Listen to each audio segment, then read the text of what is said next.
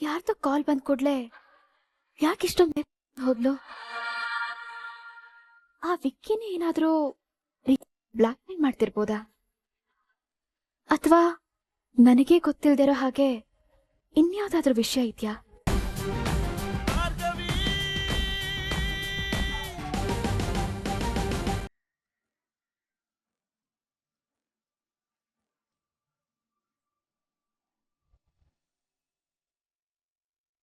ಅದ್ಕೆ ನಿಮ್ಗೋಸ್ಕರ ನಾನು ಕಾಯ್ತಿದ್ದೆ.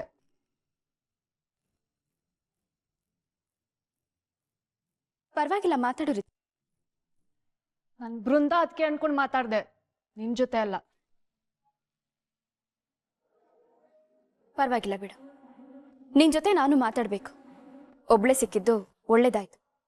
ನನ್ ಜೊತೆ ನಿನ್ಗೇನ್ ಮಾತು?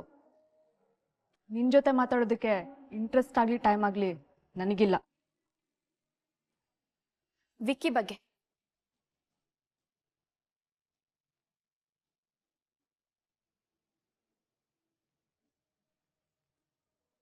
ವಿಕ್ಕಿ ಬಗ್ಗೆನಾ? ಹೌದು, ನೀನು ವಿಕ್ಕಿ.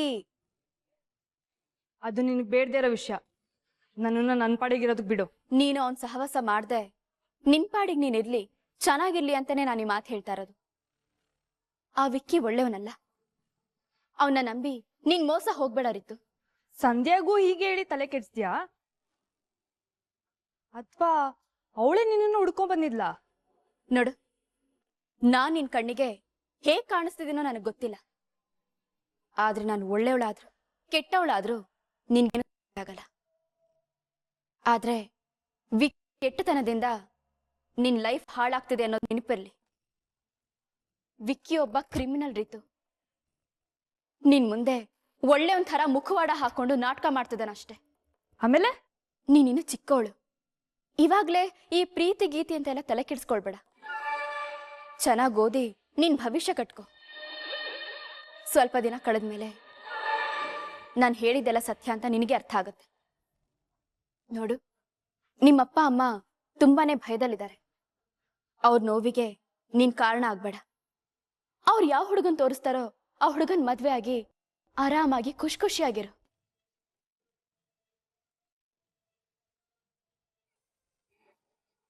ನೀನೇನೋ ಪಾಪದೊಳನ ತರ ಬೋಧನೆ ಮಾಡ್ತಿದ್ಯಲ್ಲ.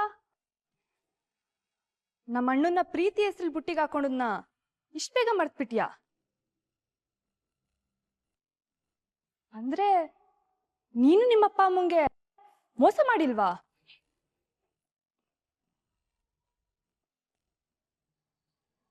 ನಾನು ಹೇಗಿರ್ಬೇಕು ಅಂತ ರೈಟ್ಸು ನಿನಗಿಲ್ಲ. ದೊಡ್ಡಪ್ಪನೇ ಒಪ್ಪಿದ್ದಾರೆ, ನೀನ್ ಯಾರು ಕೇಳೋದಕ್ಕೆ? ಏನೋ ಗೋಡೆ ಮೇಲೆ ಎರಡು ಫೋಟೋ ಹಾಕಿ ಕೇಸಿಗೆ ಗೆದ್ಬಿಟ್ಟೆ ಅಂತ ಮೆರಿಬೇಡ. ಯಾವ ದೊಡ್ಡಪ್ಪನೇ ಗೆಲ್ಲೋದು.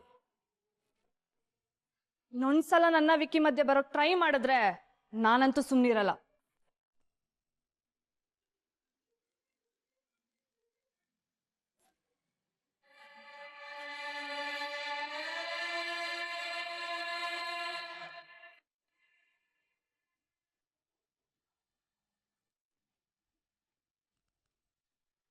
ಯಾರ್ದೋ ಕಾಲ್ ಬಂದ್ ಕೂಡ್ಲೆ ಯಾಕಿಷ್ಟೊಂದು ಹೋದ್ಲು? ಆ ವಿಕ್ಕಿನೇ ಏನಾದ್ರೂ ಬ್ಲಾಕ್ ಮೇಲ್ ಮಾಡ್ತಿರ್ಬೋದಾ? ಅಥವಾ ನನಗೆ ಗೊತ್ತಿಲ್ದಿರೋ ಹಾಗೆ ಇನ್ಯಾವ್ದಾದ್ರೂ ವಿಷಯ ಇದೆಯಾ?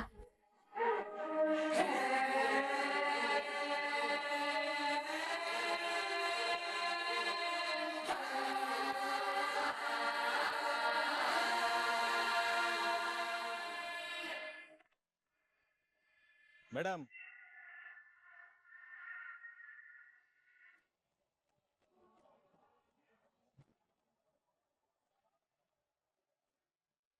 ಡ್ಯಾಡ್, ಇವತ್ತೇನು ಹೇಳಕ್ ಬಂದೆ? ಬೇಗ ಹೇಳು, ಟೈಮ್ ವೇಸ್ಟ್ ಮಾಡಬೇಡ, ಸಾಕಷ್ಟು ಕೆಲಸ ಇದೆ.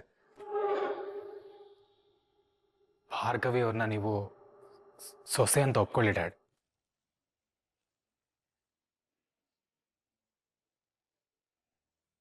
ಡ್ಯಾಡ್, ಭಾರ್ಗವಿ ಅವ್ರನ್ನ ನೀವು ಈ ಮನೆ ಸೊಸೆ ಅಂತ ಒಪ್ಕೊಂಡ್ರೆ ಎಲ್ಲ ಸಮಸ್ಯೆ ಸರಿ ಹೋಗುತ್ತೆ.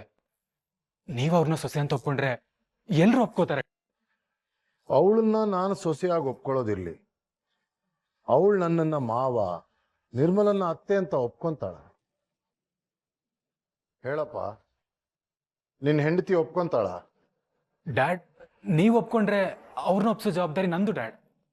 ಸರಿ, ನಾನು ಅವಳನ್ನ ಸೊಸೆ ಅಂತ ಒಪ್ಕೊಂತೀನಿ.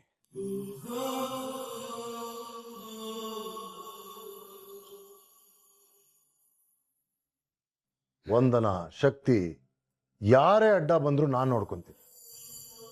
ಆದ್ರೆ ನನ್ನದೊಂದು ಷರತ್ತು. ಏನ್ ಡ್ಯಾಡ್, ಏನಂತ ಹೇಳಿ? ಅವರು ಖಂಡಿತ ಒಪ್ಕೋತಾರೆ. ಭಾರ್ಗವಿ ಲಾ ಪ್ರಾಕ್ಟೀಸ್ ಮಾಡೋದನ್ನ ನಿಲ್ಲಿಸ್ಬಿಡ್ಬೇಕು.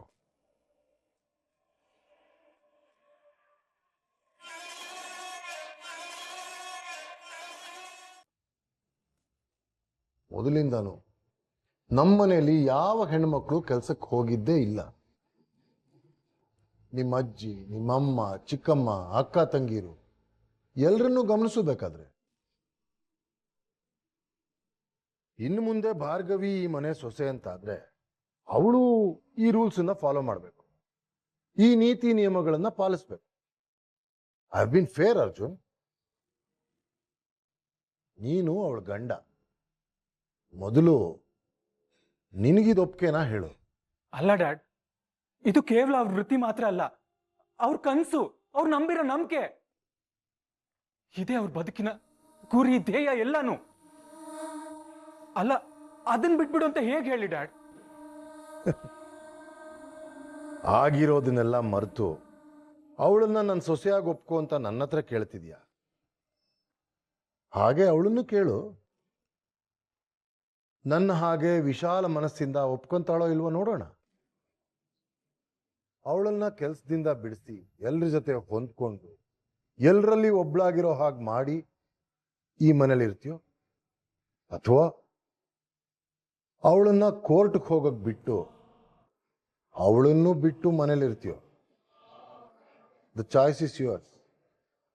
ನಿನ್ನ ನಿರ್ಧಾರ ಏನು ಅಂತ ಬೇಗ ತಿಳಿಸು.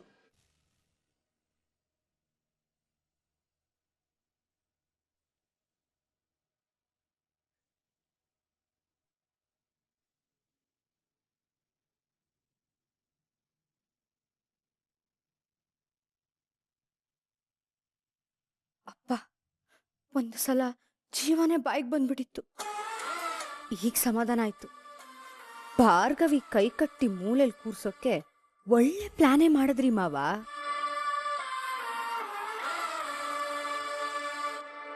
ಅರ್ಜುನ್, ಈಗ ನಮ್ಗೆಲ್ಲರೂ ನೋಡು, ಕೆಲಸ ಮಾಡದೆ ಮನೇಲಿ ಸುಮ್ಮನೆ ಇಲ್ವಾ? ಸಂಬಂಧಗಳನ್ನ ಉಳಿಸೋದಕ್ಕೆ ಕೆಲಸ ಬಿಡೋದ್ರಲ್ಲಿ ಏನು ತಪ್ಪಿಲ್ಲ ಅರ್ಜುನ್. ಕೆಲವೊಂದು sacrifices will mean a lot. ಇದನ್ನ ಅವಳಿಗೆ ನೀನು ಅರ್ಥ ಮಾಡಿಸು. ಅಲ್ಲ ಅದಕ್ಕೆ ಅವ್ರಿಗೊಪ್ಸೋ ಮೊದಲು ನನ್ನ ಮನ್ಸಿಗೂ ಸರಿ ಅಂತ ಅನ್ಸ್ಬೇಕಲ್ವಾ?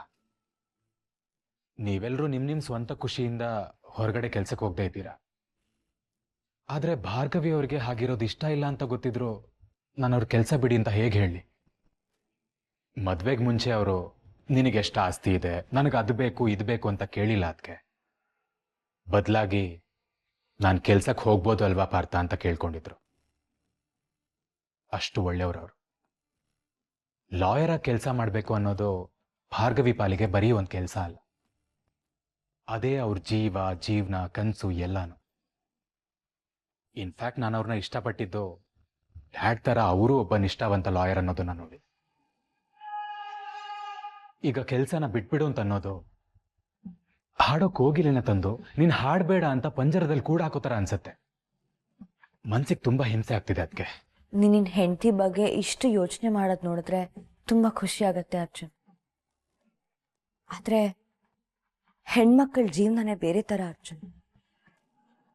ಹೋದಲ್ಲಿ ಹೊಂದ್ಕೊಂಡಿರ್ದೆ ಅವ್ರಿಗೆ ಬೇರೆ ದಾರಿನೇ ಇಲ್ಲ. ಬೇರೆ ಯಾರು ಬೇಡ, ಅಜ್ಜಿನೇ ನೋಡು, ಅವರು ಒಬ್ರು ಲಾಯರ್. ಆದ್ರೆ ಕೆಲಸ ಮಾಡದೆ ಇಲ್ವಾ ಅವರು?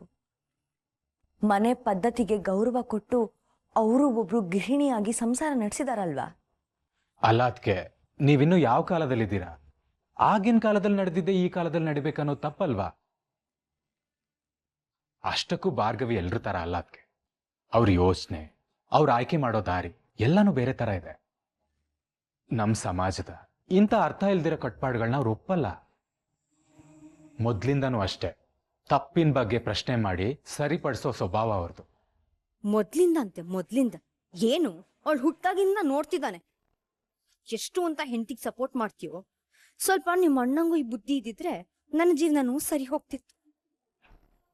ನೋಡು ಅರ್ಜುನ್, ಕೆಲವೊಂದ್ಸಲ ಕನ್ಸ್ ಒಂದ್ ಕಡೆ ಇದ್ರೆ ವಾಸ್ತವ ಇನ್ನೊಂದ್ ಕಡೆ ತುಂಬಾ ದೂರದಲ್ಲಿರುತ್ತೆ.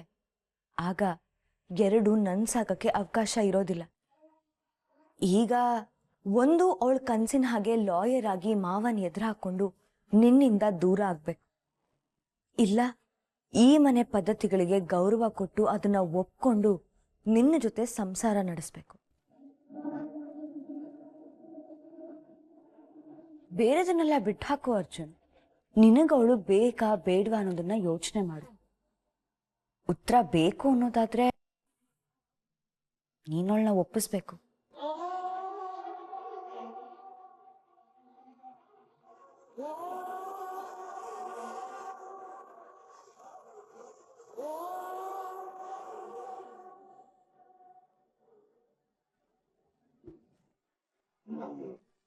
ಹೋರಾಟ ಮಾಡ್ತಾಳಂತ, ಹೋರಾಟ. ಆ ಹುಳ್ಕಡ್ಡಿಗೆ ಈ ಬೇಲಿಗೂಟದ ಸಪೋರ್ಟ್ ಬೇರೆ. ಏನೋ ಇವಳು ಕೆಲ್ಸ ಬಿಟ್ರೆ ದೇಶನೇ ಮುಳುಗೋಗುತ್ತೆ ಅನ್ನೋ ತರ ಮಾತಾಡ್ತಾನೆ. ನಾನು ಅಪ್ಪಟ ಗೃಹಿಣಿಯಪ್ಪ, ನನ್ನ ಸಂಸಾರ ಸರಿ ಹೋಗೋದಷ್ಟೇ ನನಗೆ ಮುಖ್ಯ. ಅದಕ್ಕೋಸ್ಕರ ಅಡ್ಡ ಬಂದಿರೋ ಈ ಭಾರ್ಗವಿ ಕೆಲ್ಸಾನೂ ಬಿಡಿಸ್ತೀನಿ, ನಿನ್ನಿಂದ ಅವಳನ್ನ ದೂರನೂ ಮಾಡ್ತೀನಿ. ಅಷ್ಟೇ ಅಲ್ಲ, ನಿನ್ನ ಹೆಂಡತಿಗೆ ನನ್ನ ಕಡೆಯಿಂದ ಒಂದು ಸ್ಪೆಷಲ್ ಗಿಫ್ಟ್ ಇದೆ. ಹೇಳಲ್ಲ, ಸರ್ಪ್ರೈಸ್.